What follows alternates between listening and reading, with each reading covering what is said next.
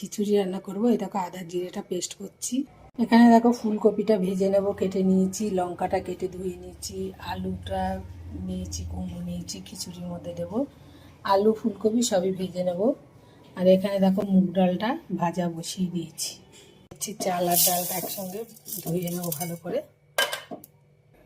চাল আর ডালটা ধুয়ে নিয়েছি, আমি এবার দিয়ে দিচ্ছি।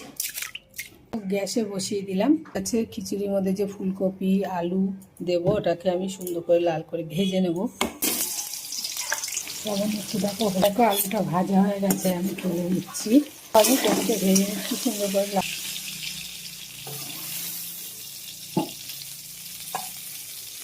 খিচুড়ির চাল ডালটা ফুটে উঠেছে, কপি আছে, আলু আছে।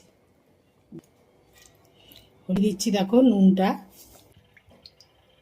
এইভাবে শুকনো লঙ্কাটা দিয়ে দিলাম, তেজপাতাটা দিয়ে দেবো, জিরেটা দিয়ে দিলাম, লঙ্কাটা দিয়ে দেবো করে নেড়ে নেবো। আদা জিরেটা কষানো হয়ে গেছে ভালো করে। পাশে দেখো খিচুড়িটা, মশলাটা দেওয়া হয়ে গেছে। আমি সুন্দর করে মিলিয়ে দিচ্ছি। দেখো খিচুড়ি মিষ্টিটা না দিলে টেস্ট আসবে না, একটু মিষ্টি। তো দেখো এখন আমি গরম মশলাটা দিয়ে দিচ্ছি। ঘিটা বেশি না দিলে টেস্ট। একটু ধনে জিরে বাটা গুঁড়োটা একটু দিয়ে দেবো। লাগবে তোমাদের যদি ভালো লাগে আমার পাশে থাকবে তোমরা।